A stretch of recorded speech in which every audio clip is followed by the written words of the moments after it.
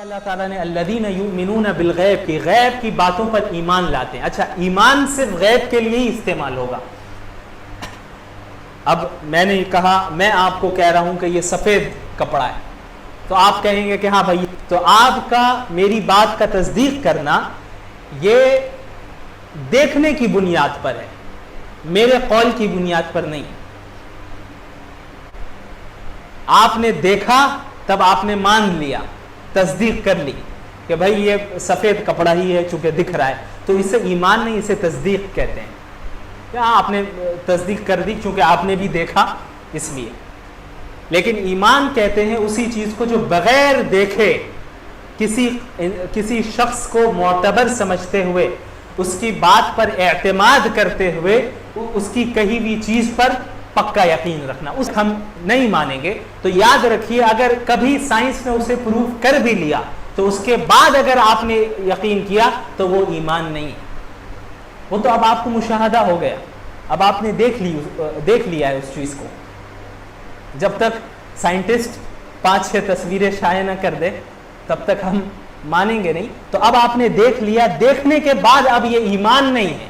ایمان تو غیب پر ہے کہ آپ صلی اللہ علیہ وسلم پر پورا اعتماد کرتے ہوئے, انبیاء علیہم الصلاۃ والسلام پر پورا اعتماد کرتے ہوئے, انہوں نے جو غیب کی خبریں بتائی ہیں اللہ تعالیٰ کے حکم سے, اور اتنا ہی بتایا ہے جتنا اللہ تعالیٰ نے انہیں بتایا, اس پر پورا ایمان لانا, یقین کرنا بغیر دیکھے, یہ ایمان ہے. اور مطلوب یہ ہے کہ لاجک سمجھ میں آئے تب اور نہیں سمجھ میں آئے تب نہیں, تو اسے ایمان نہیں کہتے. اسی لیے جب انسان کی موت ہو رہی ہوتی ہے, جو آخری وقت ہوتا ہے, تو ایک تو ہوتا ہے یہ کہ انسان دنیا میں ہے جیسے ہم لوگ ابھی ہیں, اور ایک کیفیت ہے اور ایک عالم وہ ہے کہ ہم آخرت میں منتقل ہو گئے.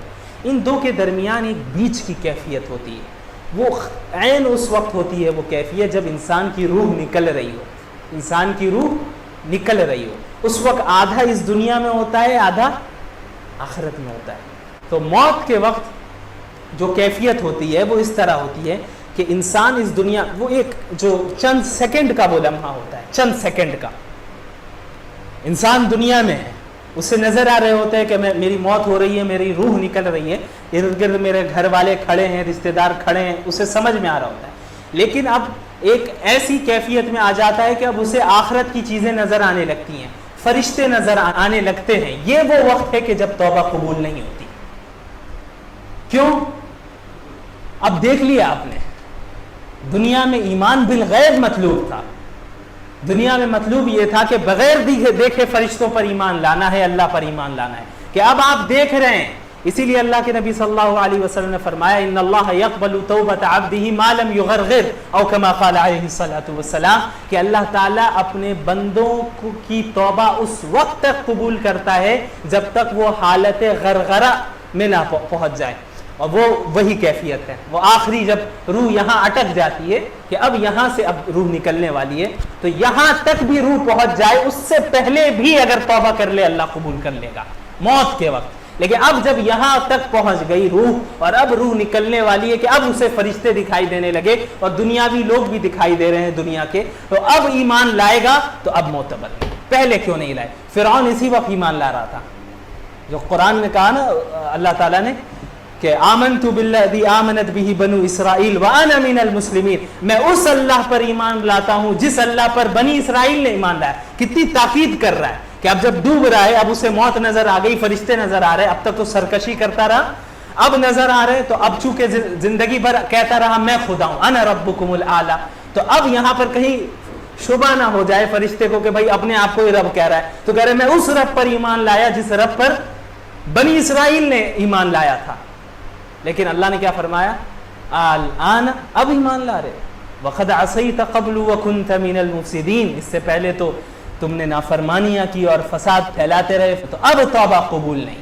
تو یہ وہ کیفیت ہے کہ جب انسان غیب کے عالم کو, عالم غیب کو یا آخرت کی دنیا کو دیکھ لیتا ہے دنیا میں رہتے ہوئے, وہ چند سیکنڈ کی گھڑی ہوتی ہے, اس وقت صرف حسرت اور ندامت کے علاوہ اور کچھ حاصل نہیں ہوتا, کچھ نہیں, صرف حسرت کہ وہ دیکھ رہا ہوتا ہے کہ گھر والے بھی موجود ہیں, چاہتا ہے کہ مجھے چھوڑ دیا جائے, میں اب ایمان لے آؤں گا. جب کفار اور جو فساق فجار ہوں گے یہی کہیں گے مرنے کے بعد کہ ایک سیکنڈ کے لیے یا اللہ مجھے واپس بھیج دیجئے، ایک سیکنڈ کے لیے تاکہ میں توبہ کر لوں، ایک سیکنڈ کے لیے.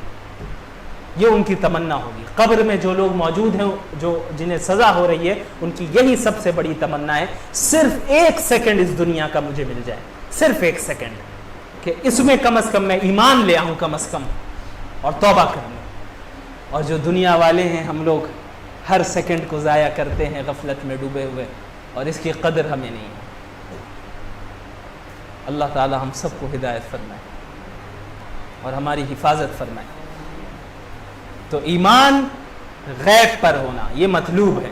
تو جو آج کا نظام چل رہا ہے اور ایتھزم بڑی زور و شور سے پھیل رہی ہے، یہ چیز اس کا جواب دینا ہے. ان کے ظاہری جو ان کی چمک دھمک ہے اس سے فریب میں نہ آ جانا، دجل میں نہ آ جانا.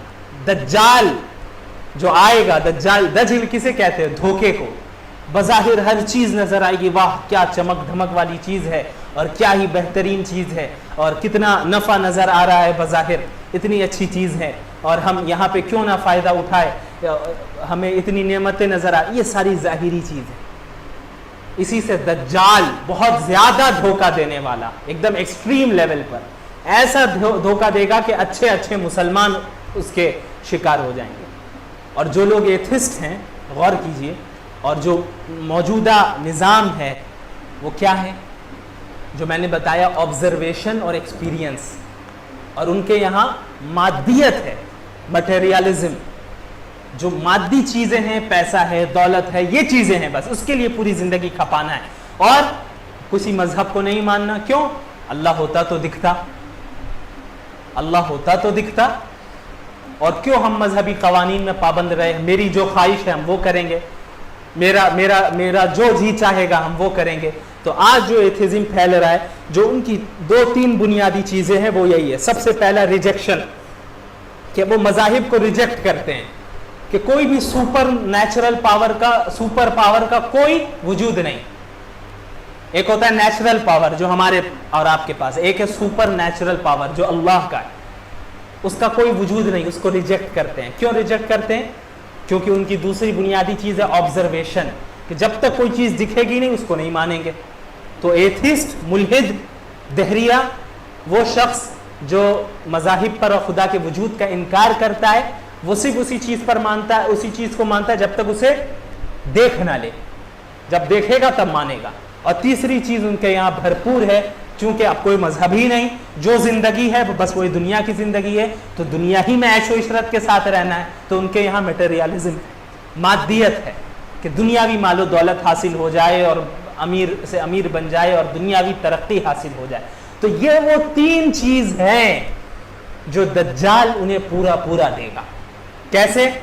کہ وہ خدا پر ایمان نہیں لاتے تھے. کہ ایتھسٹ خدا پر ایمان کیوں نہیں لاتے ہیں؟ کیونکہ خدا دکھتا نہیں، کوئی سپر نیچرل پاور دکھتی نہیں. تو جب دجال آئے گا تو ایک فزیکل خدا نظر آئے گا، انہیں خدا دکھے گا، اور اس کے پاس ایسے سپر نیچرل پاورز ہوں گے کہ وہ حیران ہو جائیں گے دیکھ کر. وہ پھر انہیں خدا تسلیم کریں گے ہی اسے. اور تیسری اہم چیز مادیت، تو مال و دولت تو صرف دجال ہی فراہم کرے گا. اس وقت جو مومنین ہوں گے وہ سخت تنگی کا شکار ہوں گے. اور جو دجال پر ایمان لائے گا، اسے خدا مانے گا، اسے وہ دنیاوی نعمتوں سے نوازے گا. تو یہ تینوں چیزیں پائی جا رہی ہیں جن کے مطابق آج ایتھزم کام کر رہی ہے. تو معلوم ہوتا ہے، اس بات کا اندیشہ ہے کہ جتنے ایتھسٹ آج ہو رہے ہیں، اگر دجال کا ظہور ہوتا ہے تو سب سے پہلے لبیک کہنے والے لوگ یہی ہوں گے، یہود. اور یہ کیونکہ یہودیوں کے تعلق سے صراحتاً ذکر ہے احادیث میں کہ دجال کے خروج کے بعد 70,000 یہودی اس کی اتباع کریں گے، یعنی ایک بڑی تعداد کرے گی. اور یہ ایتھزم جو پھیل رہا ہے یہ بہت خطرے کی بات ہے، اس سے ہمیں بچنے کی ضرورت ہے. لہٰذا سب سے بنیادی چیز ایمان بالغیب ہے، کہ غیب کی چیزوں پر ایمان لانا. ہر اس غیب کی چیز جسے ہم نے نہیں دیکھا اور جو ہماری عقل میں مجرد عقل کے ذریعے جس کا ادراک نہ ہو سکے، لیکن آپ صلی اللہ علیہ وسلم نے اس